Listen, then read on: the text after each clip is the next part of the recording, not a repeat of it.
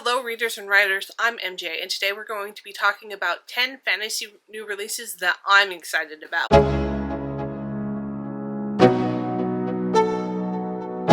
Now, I have a caveat for this list that's very different than the caveat that I had for my science fiction list, that if you haven't seen that, you should go check that out now. But for the fantasy list, I actually had a harder time compiling it. I think that it's really great that we're moving away from stereotypical epic fantasy written by like male-dominated, male story-centric authors to a more diverse representation. However, I kind of feel like in that shift we're really moving more towards like fantasy romance, and that's becoming like the new norm of fantasy. And I know a lot of people really love fantasy romance, but for me personally, I can only take so much of it. It almost seems like the YA very specific plot point of fantasy is like domineering adult fantasy. And if that's your thing, that's great, but it's not my thing. So I do think there's some stories in this list that potentially still fall under that, but there was something else about them that caught my eye, and so they made it to the list. But I did try to make it some books that I am the most interested in, and as such, there's actually 3 books on this list that are actually re-releases. So they may not necessarily count, but since I'm the one making this list, I've decided that they counted. So these books are for the second trimester of 2023. Because of when I started my YouTube channel, I'm not including books for releases for May on this video. I'm focusing on June, July, and August, so it's really only 3 months. And then my plan is to then read these books and follow up with another video or videos that kind of show my thoughts on reviewing each of them. I will then also do these for releases that are happening at the later part of the year also. And if you like this is something I would really like to keep doing, because I think keeping current on science fiction and fantasy is really important to me as a sci-fi fantasy author. And it's just fun, and I like reading, so there's that. And just again, these are not all fantasy books that are releasing, these are ones that I'm found that I'm the most excited about. And the first book on this list is The Combat Codex by Alexander Darwin, and this releases on June 13th. And this, and the description for this is: in a world long ago ravaged by war, the nations have sworn an armistice never to use weapons of mass destruction again. Instead, highly skilled warriors known as Griever Knights represent their nation's interests in brutal hand-to-hand combat. Murray Pearson was once a famed knight until he suffered a loss that crippled his homeland, but now he's in the hunt to discover the next champion. In underground and ruthless combat rings, an orphaned boy called Seago is making a name for himself. Murray believes Seago has what it takes to thrive in the world's most prestigious combat academy. But first, Seago must prove himself in the vicious arenas of the underworld, and survival isn't guaranteed. Now, military, kind of more violent fantasy can go either way for me, so I'm hoping this is one that I just fall in love with. Okay, so the next book on this list is actually the newest book in an urban fantasy series written by Kim Harrison. So I'm not going to read the description for the newest book because I think it's like 13 or 16 in the series. The series is the Rachel Morgan series, and the first book in the series is Dead Witch Walking. If you like urban fantasy at all, I highly recommend that you check this series out. It's one of my favorites. The series was finalized, and then Kim Harrison ended up actually restarting the series back up, and that happened with American Demon and then $1 Million Demon. And then the third book since the re-release came out is Demon of Good and Evil, and it releases on June 13th. So this is definitely a book that I'm very excited about, and will be hopefully receiving on release day. The next book on this list is How to Be Remembered. It releases in June 27th, and it's by Michael Thompson. I may have already started reading this book, and so far it's going very well, but let me tell you what it's about. On an ordinary night in an ordinary year, Tommy Llewellyn's dating parents wake in a home without toys and diapers, without photos of their baby scattered about, and without any idea that a small child asleep in his crib is theirs. That's because Tommy is a boy destined to never be remembered. On the same day every year, everyone around him forgets he exists, and he grows up enduring his own universal reset. That is, until something extraordinary happens. Tommy Llewellyn falls in love. Determined to finally carve out a life for himself and land the girl of his dreams, Tommy sets out on a mission to finally trick the reset and be remembered. But legacies aren't so easily won, and Tommy must figure out what's more important, the things we leave behind or the people we bring along the way. Very interesting novel, kind of with the same idea of Addie LaRue, but it's not the same. It's not written the same at all. The writing's very, very different tone. I'm really excited to see where this story goes, but I can tell you that this is definitely one that deserves to be on my anticipated list. So the next book is one of the first re-releases I have on my list. So this is a book that was originally indie published and now has been taken on by Tor, and you probably have all heard of it, and it is Wolfsong by TJ Klune, and it releases or re-releases on July 4th. I have not read the series yet. I have been meaning to, but now that Tor's picking it up, it's just a great time for me to read it. And so, yeah, this is kind of like flubbing my list a little bit, but I'm okay with it. So, just in case you don't know what this series is about, let me read the description for you. Oxnard Matheson was 12 when his father taught him a lesson. Ox wasn't worth anything, and people would never understand him. Then his father left. Ox was 16 when the energetic Bennett family moved in next door, harboring a secret that would change him forever. The Bennetts are shapeshifters. They can transform into wolves at will. Drawn to their magic, loyalty, and enduring friendships, Ox feels a gulf between his extraordinary new world and the quiet life he's known. But he finds an ally in Joe, the youngest Bennett boy. Ox was 23 when murder came to town and tore a hole in his heart. Violence flared, tragedy split the pack, and Joe left town, leaving Ox behind. 3 years later, the boy is back. Except now he's a man, charming, handsome, but haunted, and Ox can no longer ignore the song that howls between them. So yeah, still strong romance vibes, but this is one I've really wanted to read for a while, so I'm excited to finally pick it up. So the next book is actually one of the only ones I don't have an arc through NetGalley, but I was so excited that it's finally releasing.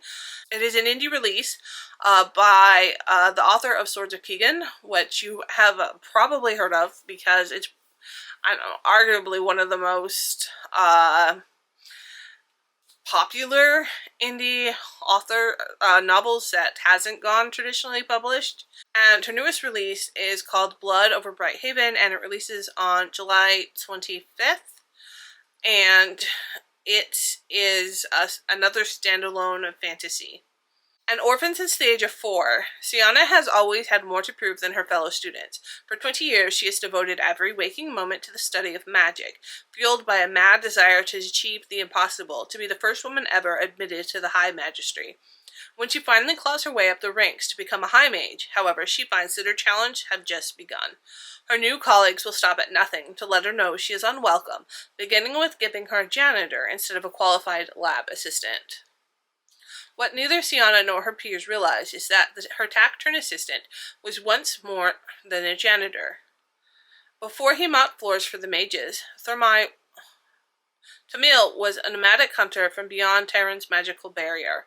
10 years have passed since he survived the perilous crossing that killed his family, but working for a high mage, he seized the opportunity to finally understand the forces that decimate his tribe, drove him from his homeland, and keep the Tarish in power. Through their fractious relationships, mage and outsider uncover an ancient secret that could change the course of magic forever, if it doesn't get them killed first. Sienna has defended her life in the pursuit of truth, but how much is one truth worth the fate of the civilization in the balance?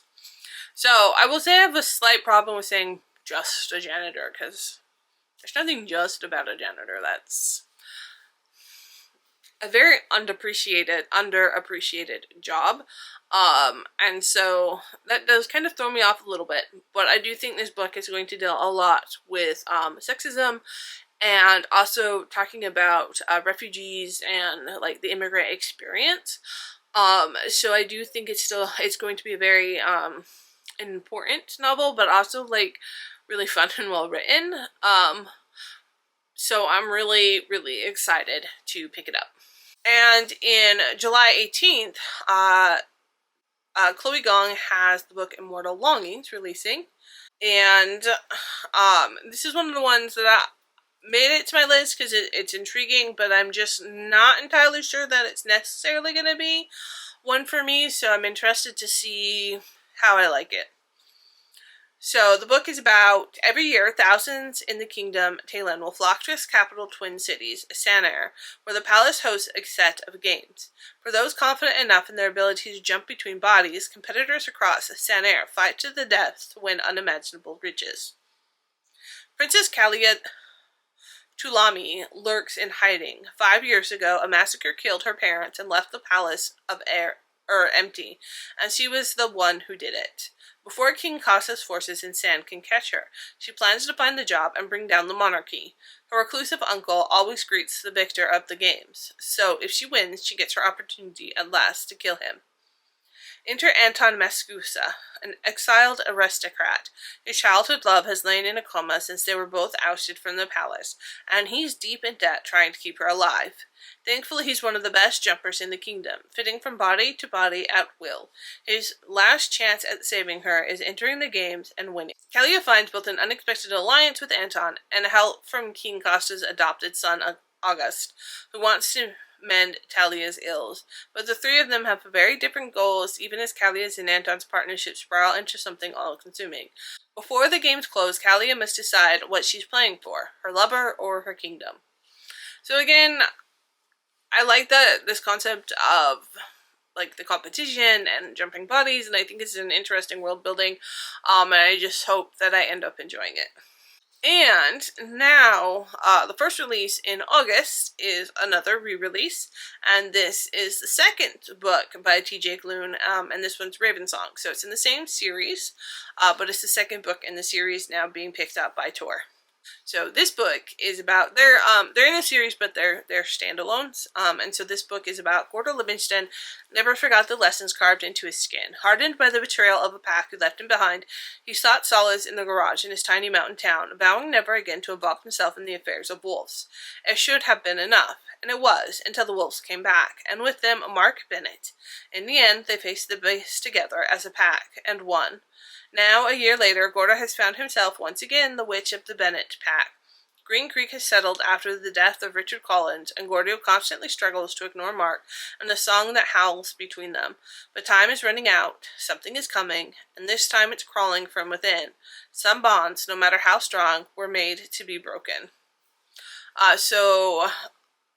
Yeah, I even though it's very romance heavy, I need to pick it up and read it.